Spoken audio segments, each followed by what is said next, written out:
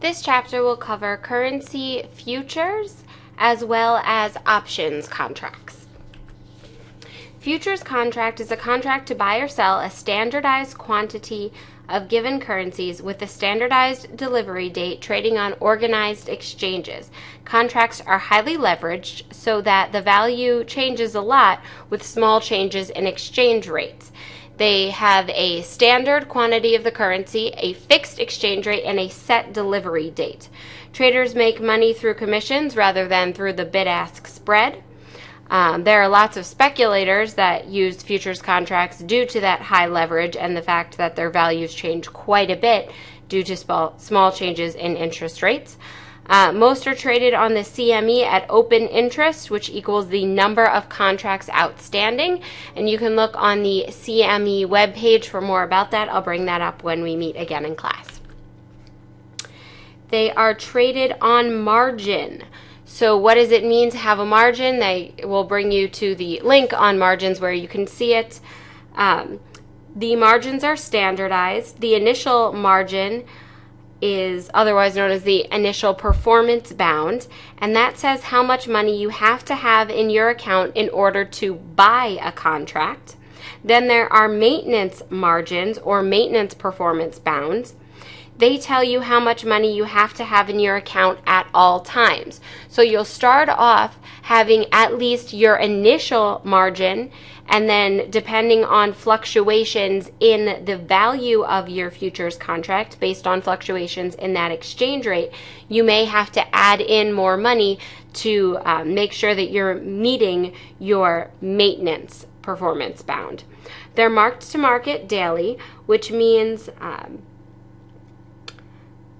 they must be paid out daily. Old contracts can be canceled and new ones can be issued, and I will show you an example of that. So on Tuesday morning, an investor purchases a futures contract for Swiss francs for 125,000 Swiss francs at 95 cents per Swiss franc. The initial margin is $2,700. The maintenance margin is $2,000, which means that they must have $2,700 in their account in order to buy this contract, but then they must maintain a value of $2,000 in their account. So if this value goes up above the initial $2,700, that's fine, and it also gives them a bit of leeway, a $700 cushion if the value falls below, if the exchange rate moves and the value of the account decreases. So the close on Tuesday was 0.955. The close on Wednesday, 0.943, and the close on Thursday is 0.94. So we can see the changes in the value. So at first they bought at 0.95. They bought 125,000 for their worth of contracts for that. So the change when the exchange rate changes is $625, and that's a cash inflow because the price increased. At the close on Wednesday, when the exchange rate fell to 0.943, the investor had to pay $1,500. So at first they started at that $2,700. They were up $625. Then they had to pay out $1,500. Then when the price dropped further to 0.94, the investor had to pay a further $375. The contract closed on that Thursday, and they took delivery of the 125,000 Swiss francs. So the market value of that was $117,500. So they ended up losing $1,250. Regulations of futures contracts versus forward contracts that we had talked about before. Futures are like forwards in that they're used to hedge future exchange rate risk. So if you had an accounts receivable, you would potentially sell a futures contract. If you had an accounts payable, you would potentially buy a futures contract, again, just to lock in and prevent any of that potential moving against you. So the regulation, forwards are self-regulated versus futures are regulated by the CFTC, which is the Commodity Futures Trading Commission. Delivery is pre-specified dates for futures contracts versus custom delivery dates for forward contracts. Size of futures are standardized versus the forward contracts, which are custom. Therefore, they can usually handle larger dollar amounts or, other foreign currency amounts. Settlement. Futures are marked to market daily, so you will pay or receive the fluctuations in value every day, versus forwards where you only pay or receive based on that pre-specified terminal date.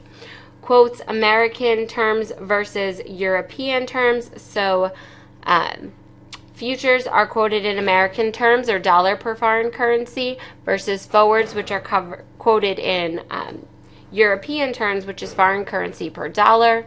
And again, I'm only saying per dollar because we're in the U.S. So obviously it would be different if you were in a different country.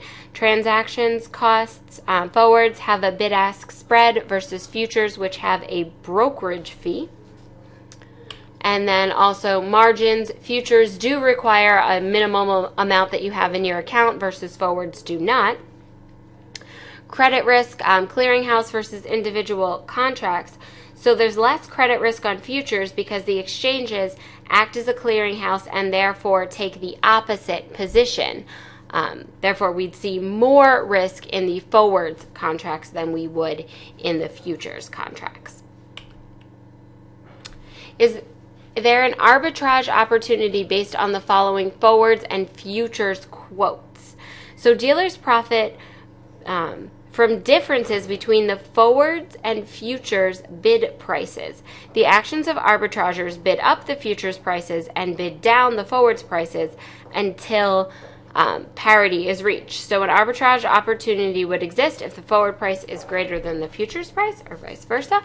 So let's look here. We see a situation where our forward price is greater, our forward bid is greater than our futures ask. So we would buy low, sell high. So buy the futures contract, sell forward that same amount using the forward contract, and you would make a profit here in this example of $75. Currency options.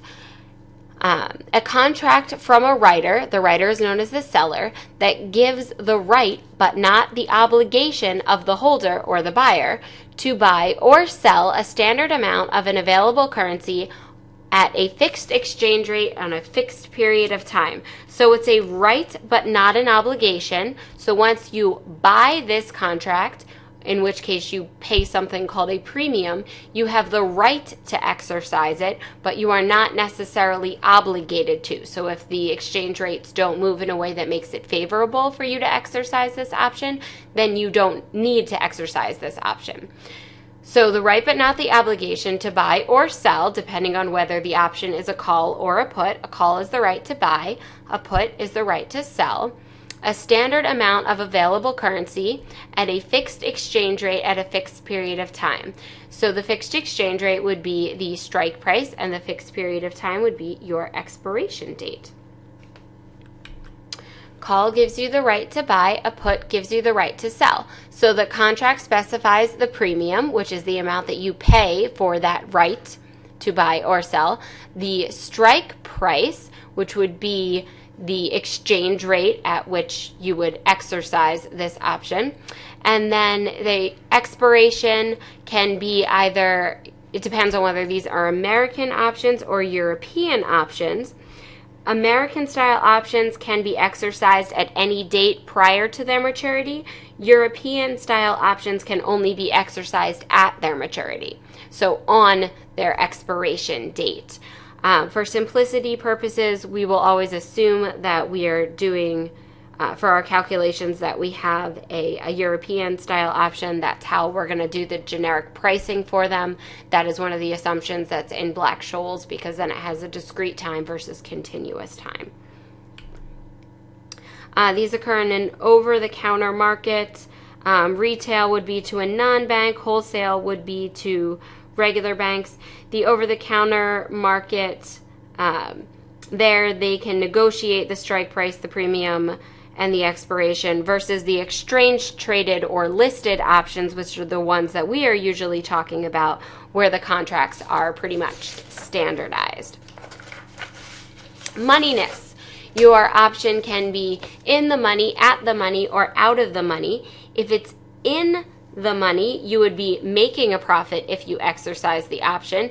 If it's at the money, that would be where the strike price equals the spot price, so you would be indifferent as to whether or not to exercise the option.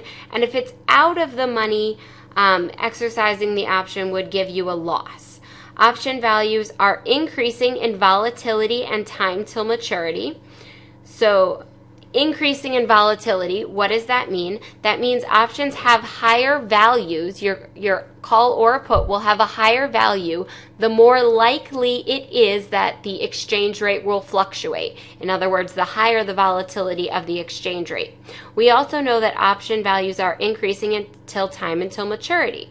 So what is, time till maturity? That's the longer you have until that expiration date. So it has a higher value if the expiration date is farther out, because that means that there's more chance for it to move into the money. So your option value is your intrinsic value plus your time value. How do we know if it's in the money, at the money, or out of the money? Well, that's determined by the intrinsic value, which for a call option is the spot minus the strike, and for a put option is the strike minus the spot. So option value, intrinsic value plus time value. Again, time value is time until maturity. And we have our intrinsic value there, S minus X, where S is spot rate and X is time to maturity. So S minus X for a call and S minus X for a call and X minus S for a put.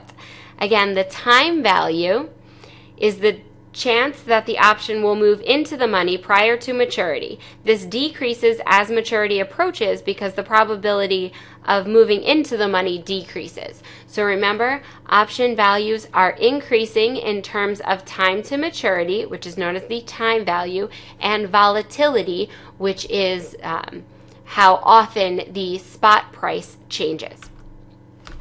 So here's an example with a call. A U.S. importer must make a 62,500 euro payment to a German exporter in 60 days. To hedge against a potential exchange rate increase, he buys a European-style call option with a strike price of $1.44 per euro and a premium of 2 cents per euro.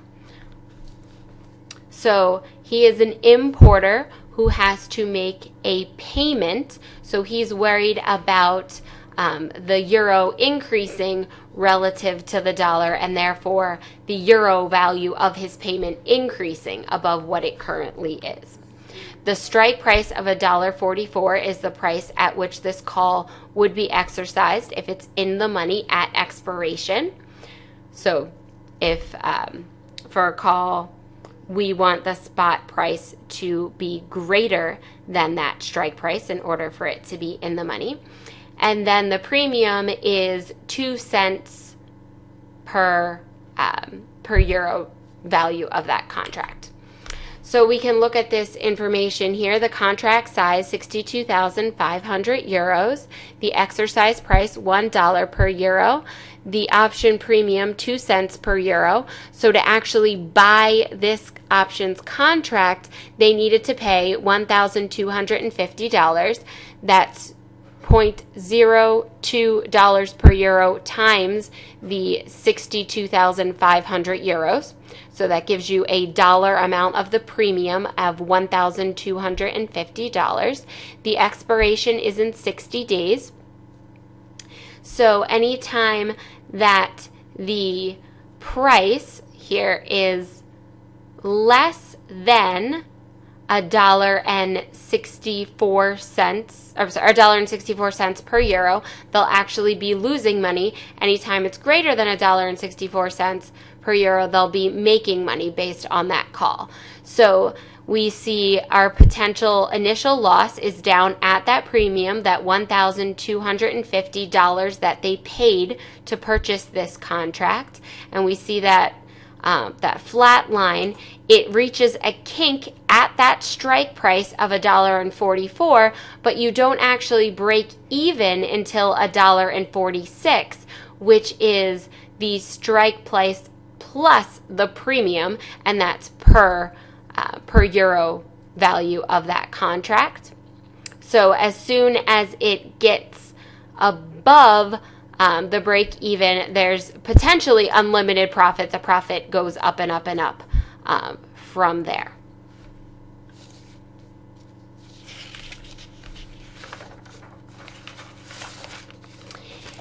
So here's an example from the flip side, from the side of the person who sold that call option on 62,500 euros at a premium of 2 cents per euro. So they start off that $1,250 was the premium they received, the 2 cents per euro.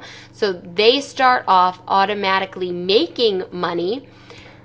They would break even if the exchange rate, that spot price, fell to $1.46, and they have unlimited potential downside as the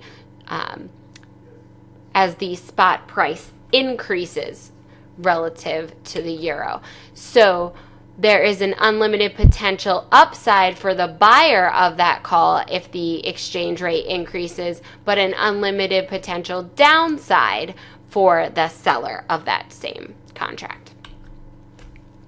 A puts example, a German exporter has a 62,500 euro receivable due from a U.S. importer in 60 days. To hedge against an exchange rate decrease, he buys a European put option with a strike price of $1.44 and a 2 cent premium. So looking at this now from the put perspective, a put is the right to sell. So potential profit increases here. How they start off with an anticipated or an actual loss because they paid for that put, so they are out the $1,250 paying for that put. The strike price is still that $1.44, so you can see the kink at that strike price, and then they break even once the spot price falls to $1.42, and there's a potential profit from that perspective. Moving on up is their potential profit, and that is the buyer of the put. The seller of the put has the inverse relationship. Here are examples of currency spreads. We have here the first one is a bull spread, and the second one is a bear spread. For your bull spread, you're speculating that interest rates will increase. That exchange rates will increase. So you would buy a call at one strike price and sell a call at another strike price. A bear spread is speculating that the exchange rate will decrease, so you would buy a put at one strike price and sell a put at another strike price. This would limit both the upside and downside potential, but it lowers the cost of those speculations. Alternative option on options would be a knockout option. Knockout options are the down and out call. It has a positive payoff to the option holder if the underlying currency increases. A down and out put has a positive payoff to the option holder if the underlying currency decreases.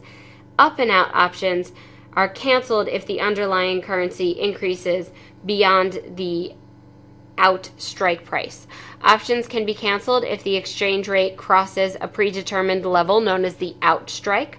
They are less expensive than standard options because of the risk of that early cancellation. There's also futures options. A futures call in a futures call, the owner receives a futures contract plus the difference between the current futures price and the strike price.